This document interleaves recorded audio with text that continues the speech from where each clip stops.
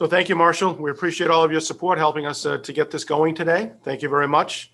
I want to welcome everyone to the second Interviews and Insights. We have a wonderful edition for you today. Thank you very much for joining us. It's great to see so many people in the audience today. I would like to acknowledge National Grid. National Grid has come forward to sponsor our insights and interviews, so I want to thank them for their financial support. As the first one, we've got a great speaker today as well. We're very, very pleased to introduce the Command Sergeant Major at Fort Drum, Mario Chirinos. He was brought here back in early March. Actually, I think he had the first change of responsibility, as I understand, in the COVID pandemic. So it was the first one that was not open to the public, unfortunately. So actually, he and I have not met face to face yet. So I do regret that, but it's wonderful that he can be with us.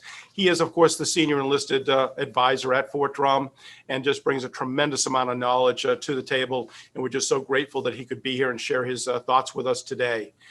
Prior to coming to Fort Drum, he was the senior enlisted leader at the U.S. Army Cadet Command at Fort Knox, Kentucky.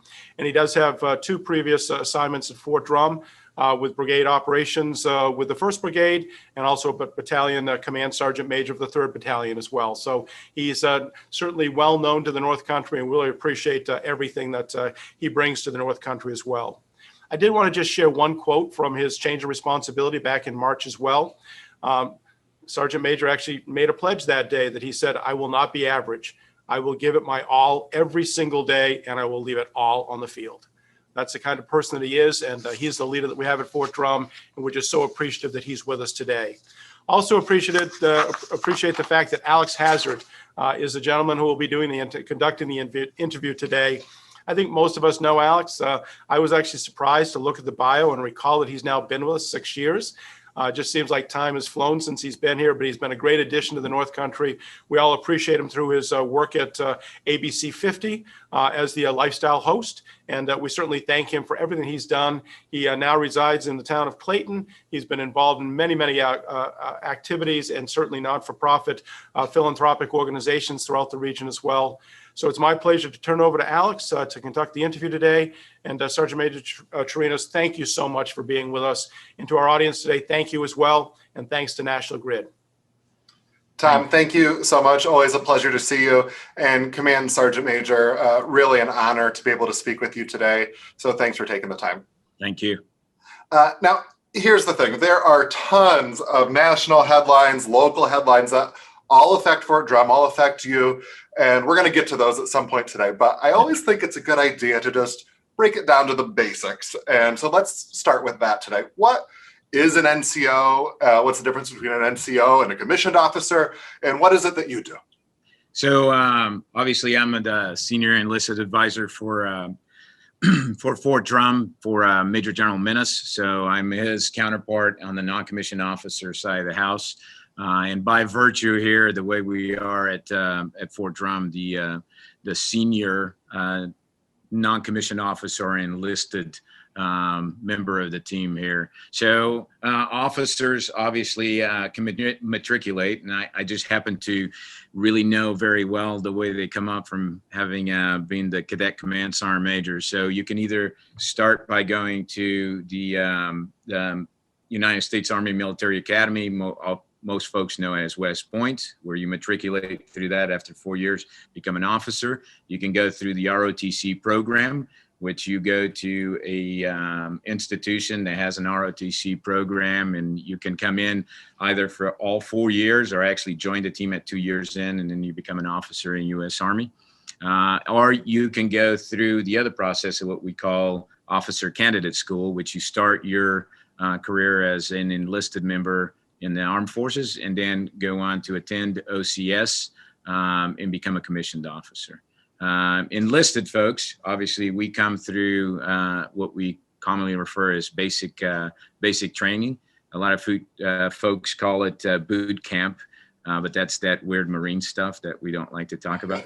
Just kidding. So we're basic training folks, and so we do not have, at the end of the day, the difference between a commissioned officer and non-commissioned officer. Commissioned officers have command authority. They also have the Uniform Code of Military Justice, our court-martial convening authority, and have different by congressional law, obviously different levels of responsibility. The non-commissioned officers, we are those entities that support and advise the commissioned officer. At the end of the day, we follow their intent and follow their orders. And unless they're illegal, immoral, or unethical, we make sure that we're there to advise them. Now, my specific job, I always like to say that my biggest job with a general officer, and this is my third, what we call nominative positions, is to help them see the blind spots. Because I maneuver in this space where it allows me to speak to the lowest of soldiers of where I grew up to the most of senior folks inside the military. And I get a complete different perspective. And my ability to really take the commander's intent, execute it, and then also as well be able to come up to him and say, hey, here's what's going well, here's what's not going well. We also joke that I'm probably the only person that doesn't lie to the general. So, I'm the only one that's going to come up to him, and I'm allowed that, but virtue of the responsibility that commander gives me to kind of give him that feedback. So again, at the end of the day, I help him see blind spots and make the organization better every single day. Well, to that point, everybody has a first duty station. Personally, my youngest brother is enrolled in the ROTC program at Brockport. Oh, nice. And so I have kind of a personal interest in what it's like arriving to that first duty station, and with my fingers crossed, particularly here at Fort Drum. So it's scary, to tell you the truth. I can imagine. And I actually talked to our senior leaders and talked to our folks and our other command sergeant majors within the installation to say, hey, some folks, so if as your brother goes through college, matriculating, he has kind of this 4-year roadmap to get into the Army. So by the time he comes to his first duty station, he has already a pretty good idea what the military is, has been to different installations, and has been, I guess, glued on what we do. So it's not as scary, but still, for a young lieutenant arriving in a new duty station and being in front of 30, 40, 50 folks, he or she a few days ago was a college student, and now you're responsible for the lives of 50 odd people. That can be pretty nerve-wracking, that's for sure. For the enlisted side of the house, and some of the things I always tell our leaders is, hey, look, 2 days ago, this kid was, and I hate to call him kid, this soldier was sitting at home with mom and dad and brothers and sisters, and has lived in the same community and the support group. And now they're in this complete different environment, a little bit scary. And then especially if you come to Fort Drum, probably a little cold, depending on the time of the year that you come here. So, we need to wrap our arms around them and make them feel at home a little bit. So I hope that makes sense. What is the Army doing to help acclimate those soldiers as they come in? So I think the biggest piece that we do is the sponsorship. Which is, hey, when the soldier arrives, even prior to them arriving, be able to reach out to them, say, here's what we have, here's what the installations, here's the resources, what do you need help with? If it's a married soldier, housing, all those things that come into it. And the one thing we are very lucky at Fort Drum, and not to speak disparaging about other locations, but we have a really tight community. And that's very helpful for us to be able to bring soldiers into it and then quickly assimilate into this area. But sponsorship is probably one of the biggest things we do. And then we started, actually, Sergeant Major of the Army, Grinston, started this some time ago, and it's become actually a program of record for the U.S. Army called This Is My Squad, which means that when you come in, we call it TIMS for short, is that we're going to bring you into the team. We're going to get to know you're from. We're going to tell you our story, but you quickly become assimilated into a group that knows you, knows everything about you. You know everything about us, creates trust inside the organization. So those are some of the things definitely we do to assimilate soldiers. We got a long ways to go. And sometimes we do better jobs than other time. COVID has definitely made things specifically tough. But that's what we're trying to do. You mentioned there the difference between coming into the Army with a family Yeah. or demographically, what is the average soldier looking like that's enlisting in the Army right now? So when it comes to married soldiers and single soldiers, I think we're probably running around the under 20% of the majority of the soldiers that join our ranks bring families with them. Although that's seen over the years to grow substantially, the majority of them are single soldiers. And it's funny when you ask about demographics, where from specifically. That's the beautiful part of the Army. I can't tell you a single demographic that's joining the Army that's more pervasive than any other. We are America. You can only, did PT this morning, ran all over our streets and our roads, and you have everything. You have everything from folks that are African Americans to Asians to, and honestly, to me, it's kind of weird to speak demographics because I was having a discussion the other day, whether it's male, female, racial background, composition, whatever. All I see is soldiers. It doesn't honestly. It's a good feeling, isn't it? It is. After 30 years in this business, I don't see any of that. I just see another soldier. I might see a specific job she or he does, and that's all I see. So, but it's a beautiful thing to go around our Army and see how diverse we are. That's for sure. I have to tell you, I have the same feeling. You walk into the Crystal here for breakfast, yeah, and there's often a lot of soldiers there having breakfast as well. And in this time where we're seeing so much going on in the world, it's always so nice to just see all the uniforms and know how many people are willing to keep us safe. But to that point, actually, just keep moving along here. We're used to going to the Crystal and seeing our soldiers for breakfast, and this year, obviously, with COVID-19, we haven't been able to do that at all, really. I mean, you see some folks at the grocery store and things like that. How have the soldiers been doing during this time where they've really been so isolated to Fort Drum? It's been extremely tough. I'm a product. I have a family. I have 2 daughters and my wife, and we love to go out to the community. And we remember being here a few years back and being able to go all over the place. We're extremely bummed over the summer at all the things that this area offers that are just amazing that we couldn't do anymore. But, I couldn't be more proud of our team going through the sacrifices that they have with the ultimate understanding that it is not about them. It is not about us, but it is about our community. And it is about really combating this COVID problem as quickly and as fast as we can so we can get back to normalcy. And above all, at the end of the day, of what our priority mission is for the United States Army, that's to protect the Constitution and be able to perform our missions. And for that, we have to keep ourselves obviously in top physical shape. And obviously not be hindered by the COVID piece. But the soldiers, they've done well. If you think about it and you look at the community, you look at what our folks have been doing, I couldn't be more proud. They've taken some really difficult operating environment that's been very difficult for them personally, not being able to go see their families. Because as you can imagine, 19,000 526 of us here, and of those folks, very few of them have been able to go see their families from all over this country, in some of them overseas. So they're doing well, and the great news here is that slowly but surely we got normalcy coming.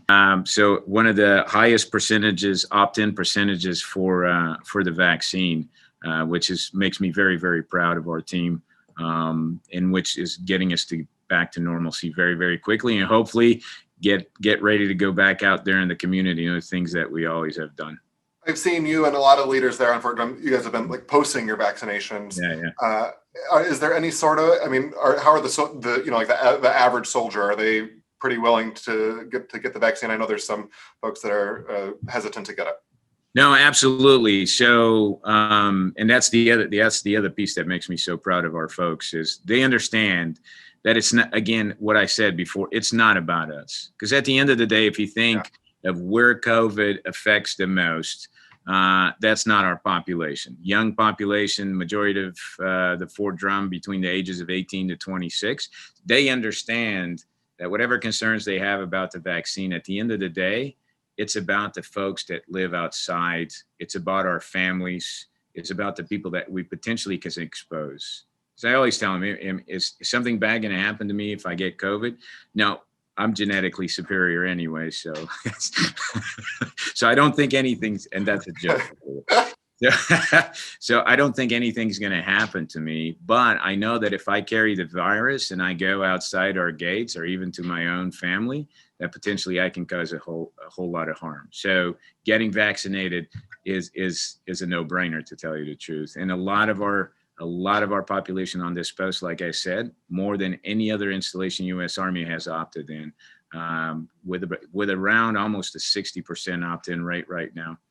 And you know, really quick, not to belay too much on the subject, is it's also about purpose.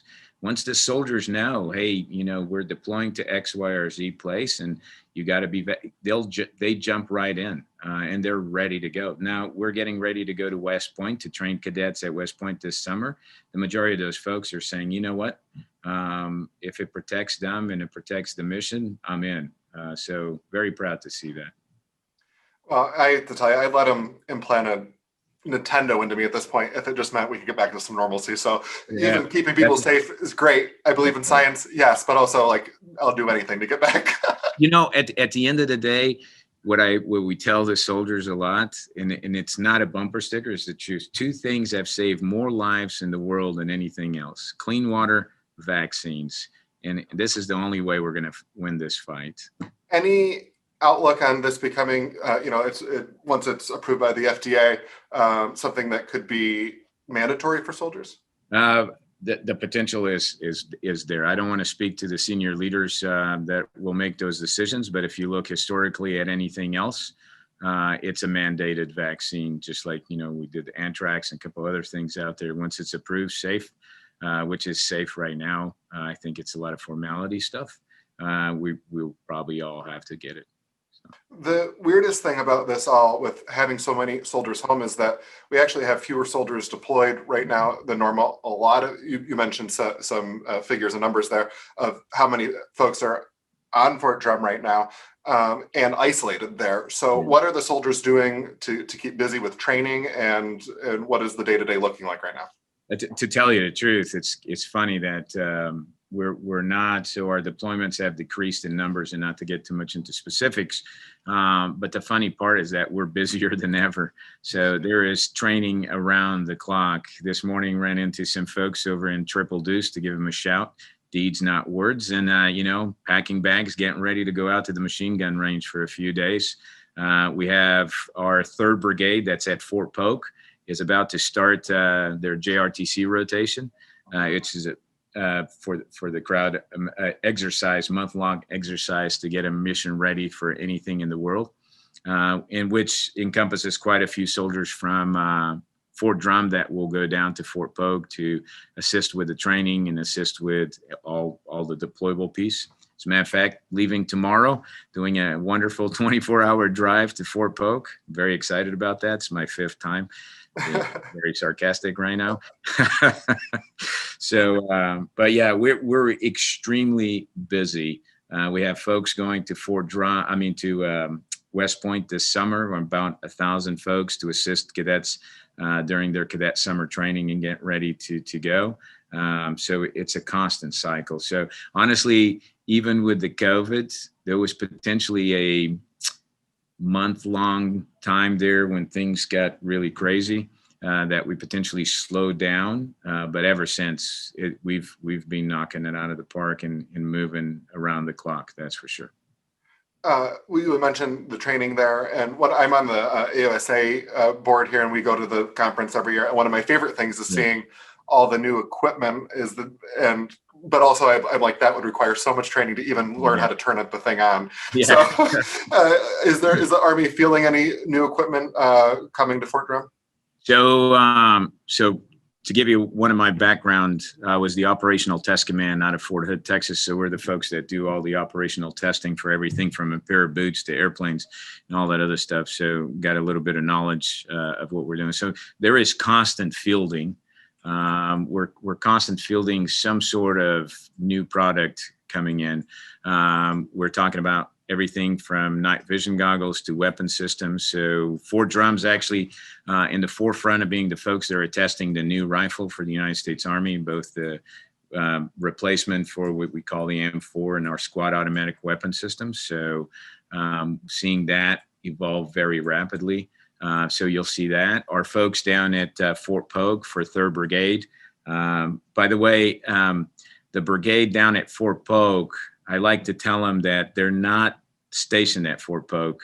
They just happen to go on an extended deployment that hasn't finished. I mean, and yeah, it's been a few years, and it might be the next few years, but they're Fort Drum, that's for sure. But they just got the new, what we call the JLTV, the Joint Light Tactical Vehicle replacement for the Humvee. So that's being fielded across our division. We fielded the new pistols that replaced the M9 Beretta, now with 6 hours, the M20 to M17. So there's a constant fielding of new equipment across our division. So it just never stops. To kind of pivot here and talk about some things that are a little bit more serious. I follow you on Twitter. And on February 21st, you had to tweet out an apology video. I mean, you had some folks in training that weren't following protocols. Can you just kind of break down what it was that happened there and how you plan to move forward?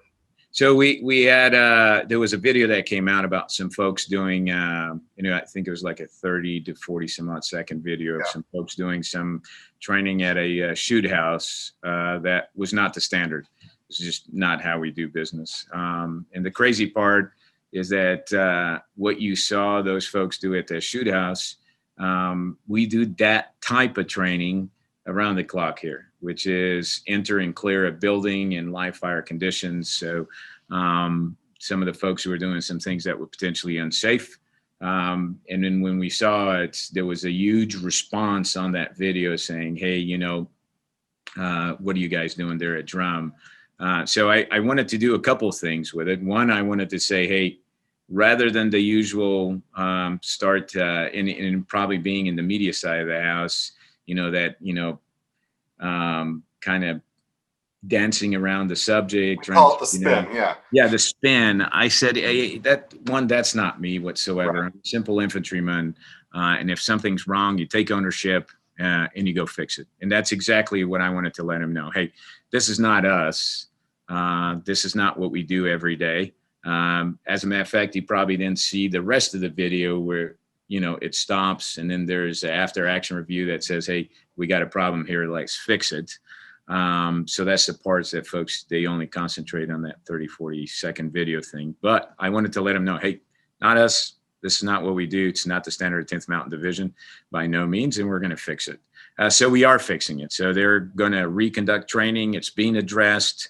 We re-looked at our procedures of how we do things very quickly. And I guess the next part of this is I probably have to do another video being at the shoot house and show them, hey, here's the exact standard. But the funny thing is I can go there right now, and there's probably 2 or 3 different units doing the shoot house training to standard the right way, the way we've done things in 10th Mountain Division. And we'll continue and have always done in 10th Mountain Division. To that point of accountability, and I think it's admirable to be able to do that, to say, listen, this happened and let's move on. There's also been an independent review committee report released from Fort Hood involving sexual assault. And while the report was commissioned to look at Hood, it took a broader look at sexual assault in the Army as a whole. So can you explain to our audience what happened and how the report affects us across the Army and particularly here in our backyard at Fort Drum? No, absolutely. So obviously there was a bunch of issues that came across in another installation that again, that's the kind of organization we are, that rather than sweep things under the carpet, we're going to take a very critical look at ourselves and say, hey, we got a problem, how we're going to fix this thing. And was actually an independent report by an independent committee, not from inside the Army, came and took a look and found it. So the first, and obviously we took that report, passed it out to every single leader in the United States Army to take a look at their specific locations, organizations, and installations. And then there was a lot of folks that when they read the report had all sorts of feelings. But I really like what the Chief of Staff for the Army said is that don't take, in lack of better words, a kung fu posture to say, hey, this is not us. You must be able, you have to have a look at it and say, hey, what are we not doing? Are we taking a look at ourselves internally? And I think it's probably been one of the best things for us because, we get caught up in the bureaucracy of things and systems, and we're thinking no one's acting in a nefarious way. I think we're just all going along our lives in the tremendous op-tempo that we have in the Army. And sometimes we don't see things that are happening within our organization that we need to fix. So I always use the analogy of the garage door, and this is how I communicate this to to our leaders. And I tell them this. So every time I go home, my wife gets very irritated at me because I leave the garage door open. And I come home, I leave it open. I leave in the morning, I leave it open. And it's like, what's wrong with you? So I have to ask myself, why do I leave the garage door open? Well, I leave the garage door open because I'm extremely distracted. I have 19,522 soldiers in the division that I'm responsible for, and the entire installation, training, folks deployed all over the world. So things are constantly going in my mind. So I become distracted at the fact that I'm not closing the garage door. And then the other side of this thing is, I live on posts, I live next to the general, no one's going to come in my garage. You know what I mean? Well, I have to tell you, I have this raccoon that has been, I've been having an issue. So the general's not going to your garage door. Your wife's worried about the raccoon. That's right. But here's the funny thing. So when I say no one's going to come in my garage, what I have is a false sense of security.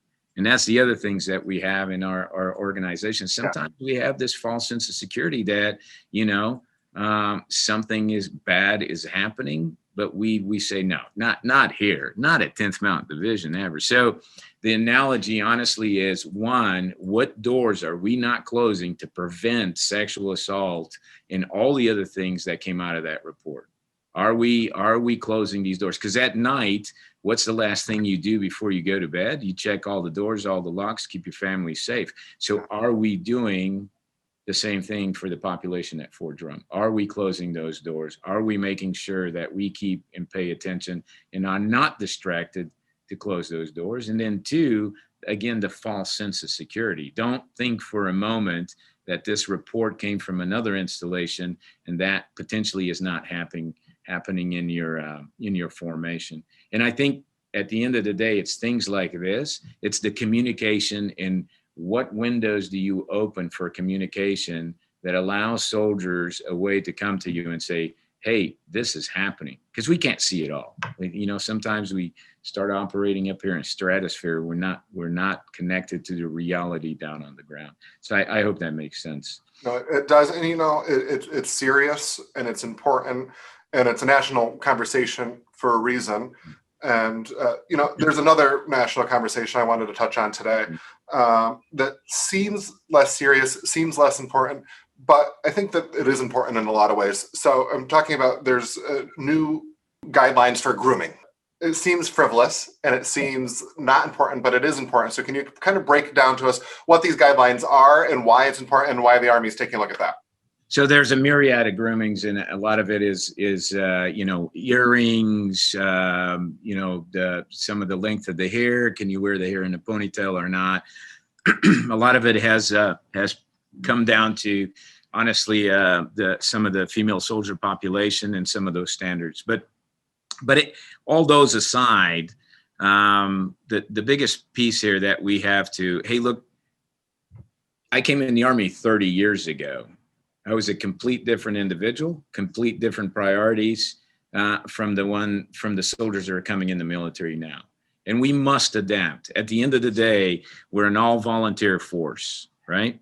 And we must be able to recruit, retain the best of the best to be able to do the less than 1% job that we're asked to do for our country. So even though folks think those things are frivolous, a lot of folks get emotionally attached to, you know, the changes. Sure. Hey, this is what's made our Army absolutely great.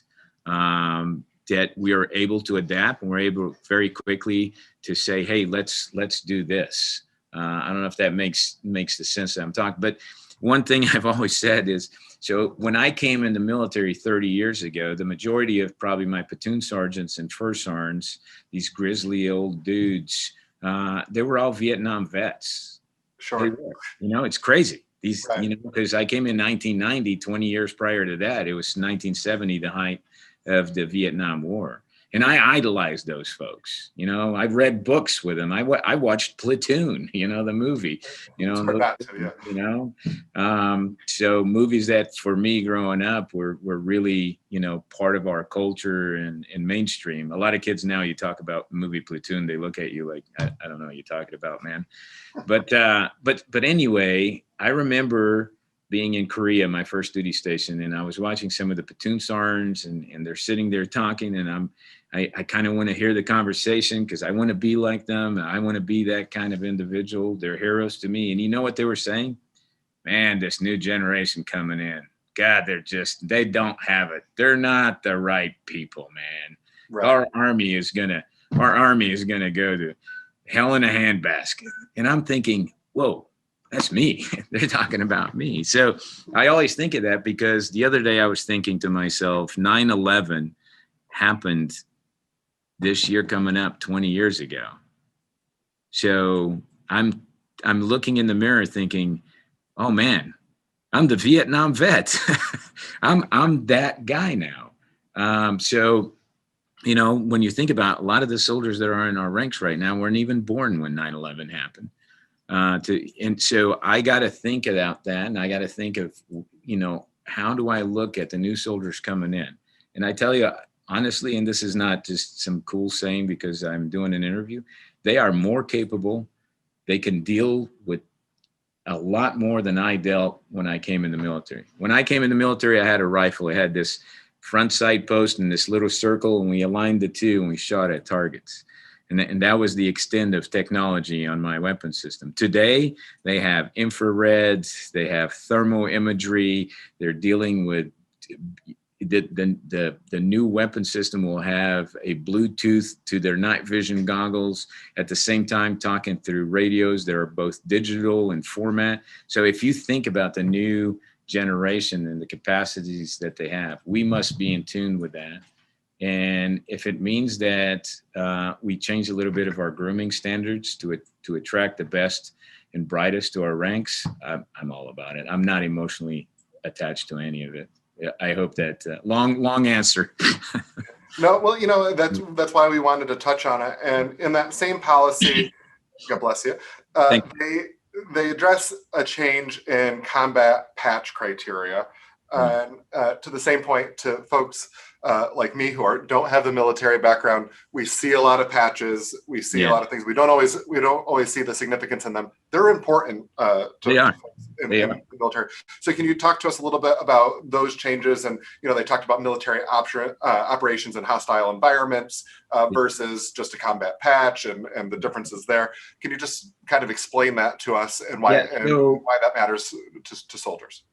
When you deploy into a combat theater, you get what's called your combat patch. And some of them is you get the combat patch as soon as you land down on the ground and you're in that combat environment, whatever the major component that you're in, that's where you get your combat patch. So like, you know, I need to deploy with the 10th Mountain Division because I want my 10th Mountain patch, even though I have a couple other ones from other folks.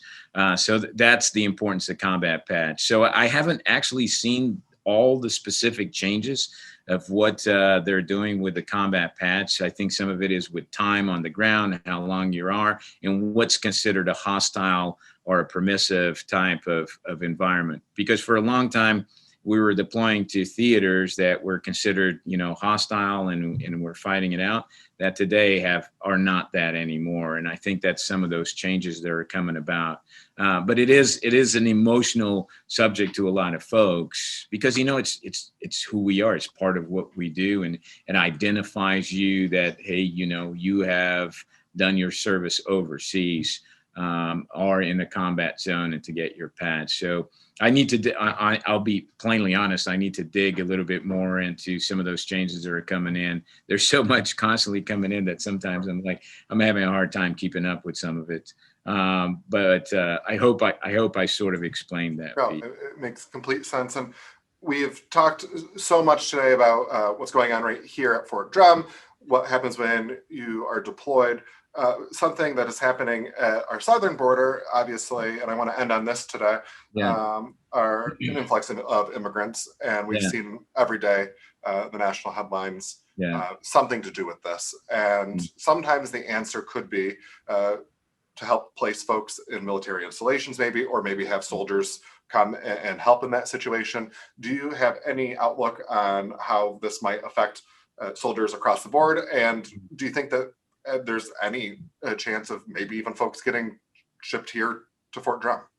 So far, I haven't heard anything. I haven't heard about us being one of those installations that would have folks come to us.